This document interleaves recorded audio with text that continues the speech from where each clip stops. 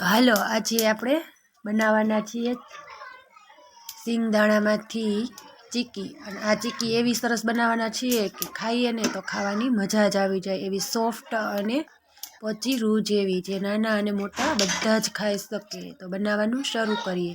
તો આપણે એક લોઢી લઈ લીધી છે અને તેમાં આપણે સિંગદાણા શેકી લીધા છે। પછી આપણે તેના ફોતરા પણ ઉખેડી નાખ્યા છે, જો આવી રીતે। અને આપણે સિંગદાણા લઈ લીધા છે એક બાઉલમાં, પોણા બાઉલ જેટલા। તો હવે આપણે પહેલાં એક લોયું મૂકીશું।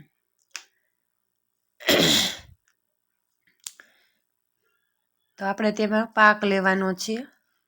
સિંગદાણાની ચીક્કી બનાવીએ ને એમાં, અને આપણે એમાં ખાંડ નથી વાપરવાના, એકદમ ગોળ વાપરવાના છીએ। અને સિંગદાણાનો આપણે પાવડર કરી નાખવાનો છે। અને પાવડર પણ આપણે ફાઇન નથી કરવાનો, થોડો કરકરો રહેવા દેવાનો છે। જો આવી રીતે આવી રીતનો પાવડર કરી નાખવાનો મિક્સરમાં, ચાલુ બંધ કરીને। જો આવી રીતના મેં પાવડર કરી લીધેલો છે। અને પાવડર સાવ ઝીણો નથી કરવાનો, આપણે થોડો દરદરો રહેવા દેવાનો છે। જો હવે પીસી નાખશો ને તો તમારું સિંગમાંથી તેલ બધું નીકળી જશે અને એકદમ બધું લોંદો થઈ જશે। અને આપણે એટલા સિંગદાણાના પાવડર સામે એટલો ગોળ લઈ લીધો છે। જેટલી આપણું સિંગદાણાનો પાવડર હોય ને તેટલો સામે ગોળ લઈ લેવાનો। અને એટલું આપણે ટોપરાનું છીણ લીધું છે તેમાં નાખવા માટે। અને એટલા આપણે ડ્રાયફ્રૂટ લીધા છે, થોડાક કાજુ છે, કાજુ બદામના કટકા છે, અને થોડાક આપણે દ્રાક્ષના કટકા કરી લીધા છે। આ ચીક્કી એવી સરસ સોફ્ટ અને પોચી થાય છે કે દાંતમાં ચોટતી પણ નથી ને ખાવાની મજા આવી જાય છે। અને નાના મોટા બધા જ ખાઈ શકે છે। અને આ વિડીયો અંત સુધી જરૂરથી જોજો, તો તમને પણ આવી રીતે સરળ રીતે પોચી અને રૂ જેવી ચીક્કી બનાવતા આવડશે। ને ખાતા જ મોંમાં ઓગળી જાય ને, મોઢામાં મૂકતા જ એવી સરસ આ પોચી ચીક્કી થાય છે। અસલ દુકાન જેવી બને છે। તો આપણે હવે એક પેન લઈ લીધું છે અને તેમાં આપણે તે ગેસ ઉપર મૂકી દીધું છે। અને ગેસની ફ્લેમ આપણે મીડિયમ રાખવાની છે, જેથી કરીને આપણે ગોળનો પાયો દાજી ન જાય અને એકદમ કડક ન થઈ જાય। અને આપણે ગોળનો પાયો પણ એકદમ ટાઈટ નથી રાખવાનો।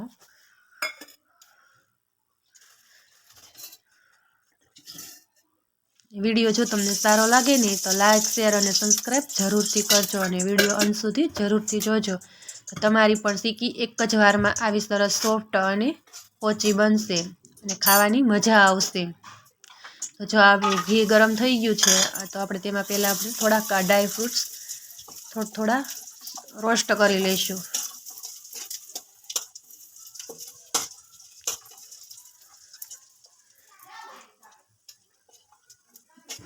થોડા શેકાઈ જાય, આછા સેજ એવા જે સ્મેલ આવવા માંડે સેજ એટલે આપણે તેને કાઢી લેવાના છે।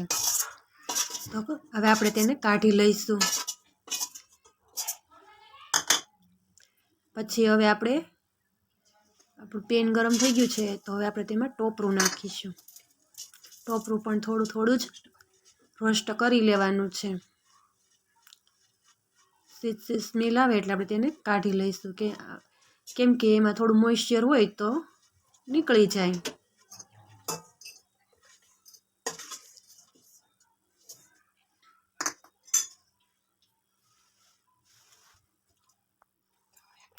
હવે આપણે ચીક્કી બનાવવા માટે પાયો કરીશું ગોળનો। તો આપણે એમાં 1 ચમચી જેટલું ઘી નાખીશું। મારી પાસે તો આ દેશી ઘી છે એટલે મેં ચમચી ઘી નાખી દીધું છે। તમારી પાસે જે ઘી હોય તે લઈ લેવાનું। હવે આપણે ગેસની ફ્લેમ પણ શરૂ કરીશું।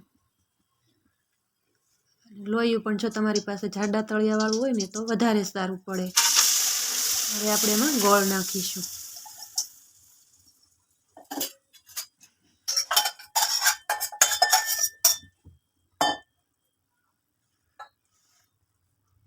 અને એક ટ્રીક છે, જો તમારી પાસે ગળ ઓછો હોય ને તો તમારે કઈ રીતે કરવું તે આપણે છેલ્લે બતાવીશું, તો વિડીયો અંત સુધી જરૂરથી જોજો. અને વિડીયો જો તમને સારો લાગે તો લાઈક કરજો, શેર કરજો અને જરૂરથી સબસ્ક્રાઈબ કરજો.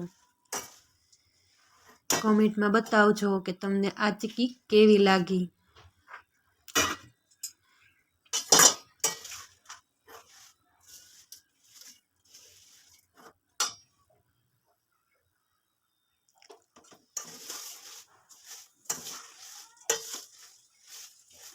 ગેસની ફ્લેમ મીડિયમ જ રાખવાની છે.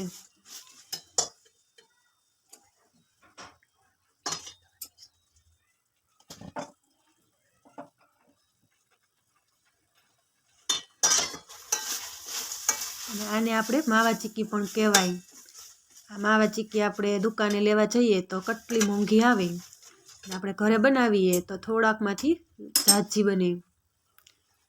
જો તમારી પાસે ઘરની સીંગ હોય તો આપણે જ્યારે ખાવી હોય ત્યારે બનાવીને ખાઈ શકાય. હવે જો આવી રીતના ગોળ ઓછો હોય, તમારે એમ થાય કે આપણે સીંગનો ભૂકો વધારે છે, તો થોડુંક એક મુઠ્ઠી જેટલી આપણે ખાંડ નાખવાની. અને બીજી એક વાત કે જો તમે થોડીક ખાંડ મુઠ્ઠી નાખો કે ચપટીક નાખો, પણ જો તમારે થોડીક ખાંડ નાખશો ને તો તમારી ચીક્કી ક્યારેય ચોટશે પણ નહીં, એકદમ છૂટી છૂટી બનશે. એવી ને એવી જ્યાં સુધી રાખવી હોય ત્યાં સુધી કડક પણ રહેશે.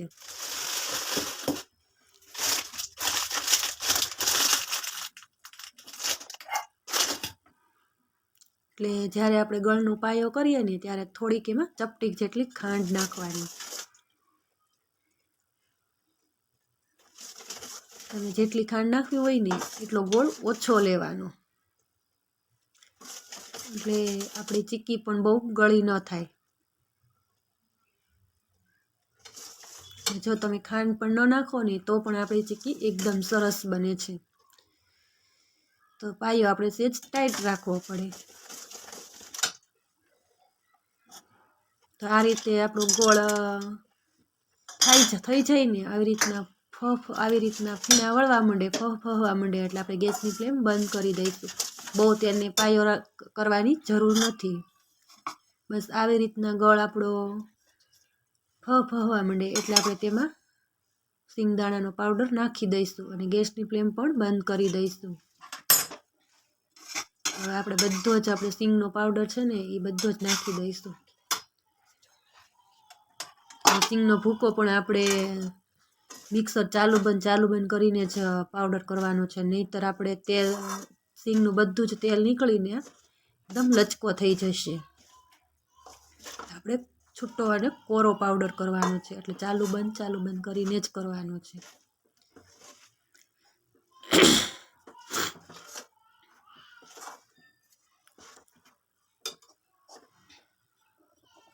પછી આપણો સિંગનો ભૂકો છે ને એટલો બધો જ એમાં સમાઈ જશે. એક હારે નહીં નાખી દેવાનો, આવી રીતના થોડો થોડો નાખતા જવાનું અને હલાવતા જવાનું. એવું લાગે કે ટાઈટ થઈ ગયું છે તો સેજ વાર આપણે ગેસની ફ્લેમ શરૂ કરી દેવાની, બધું એકદમ મિક્સ થઈ જાય.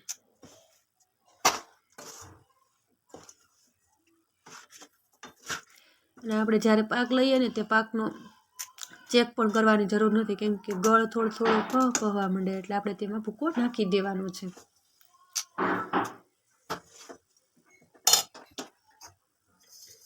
બસ હવે આપણે એમાં ટોપરું નાખી દઈશું, થોડુંક જ નાખીશું.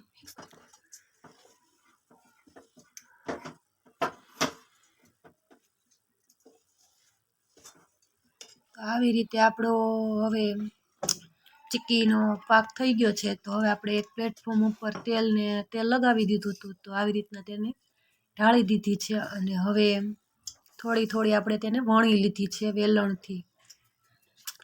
એ પ્રોસેસ આપણે એકદમ જ કરવાની રહેશે. જો આવી રીતના પછી પાછું પરથી ટોપરું વેરી અને આવી રીતના વણી લેવાની. પ્લેટફોર્મ ઉપર એટલા માટે આપણે ઢાળી છે કે આપણે તેમાં લાંબી વણવી હોય તો વણવાની મજા આવી જાય, વણવાની સરળતા રહે. તો આવી રીતના આપણે તેને વણી લીધી છે, કેમ કે ચીક્કી બનાવી છે એટલે આપણે તેને વણવી જરૂરી છે. વણીએ તો સરસ આવી રીતના પતલી અને સોફ્ટ બની જાય. જો આવી રીતના તમારે રાઉન્ડ શેપમાં બનાવ્યું હોય તો આવી રીતના એક વાટકી લઈ લેવાની અને પછી આવી રીતના તેના બનાવી લેવાની. જો કેટલી સરસ છે ને, જોતાં જ મોંમાં પાણી આવી જાય એવી. હવે આપણે જે સ્ક્વેર કટમાં કટ કરી લેવાની આપણે ચીક્કીના શેપમાં. તમને જે રીતે ગમે એ શેપમાં આપણે કટ કરી લેવાની ને ચોહલા કરી લેવાના.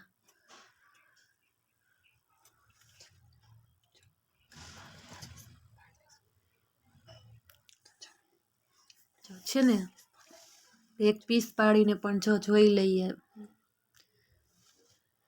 તો છે ને, જો એકદમ સરસ બહાર જેવી જ બની છે ને, પોચી પણ એવી જ છે, મોંમાં મૂકતા જ ઓગળી જાય એવી સરસ પોચી બની છે. તો આવી રીતે એકવાર જરૂરથી બનાવજો અને કોમેન્ટમાં બતાવજો કે તમને આ મારી રેસિપી કેવી લાગી, આ મારો વિડીયો તમને કેવો લાગ્યો. તો આવી રીતે આપણે બધી જ ચીક્કી હવે એક બાઉલમાં લઈ લઈશું. છે ને વળી એમાં કાજુ ને બદામ પણ નાખેલા છે એટલે ગુણવત્તામાં પણ ઉત્તમ. સિંગદાણા, કાજુ ને બદામ ને ટોપરું, બાળકોને તો ખાવાની મજા જ આવી જાય. બાળકોને શું બધાને ખાવાની મજા જ આવી જાય બધા પીસ. તો જો છે ને, બધાને જોતા જ ખાવાનું મન થઈ જાય એવી આપણી સોફ્ટ પોચી અને મોંમાં મૂકતા જ ઓગળી જાય એવી આપણી માવા ચીક્કી બનીને તૈયાર છે. એકવાર આ રેસિપી જરૂરથી બનાવજો અને કોમેન્ટમાં જણાવજો કે તમને આ મારી રેસિપી કે આ વિડીયો કેવો લાગ્યો. જો વિડીયો સારો લાગ્યો હોય તો લાઇક, શેર અને સબસ્ક્રાઈબ જરૂરથી કરજો. આવજો. જય સીતારામ બધાને.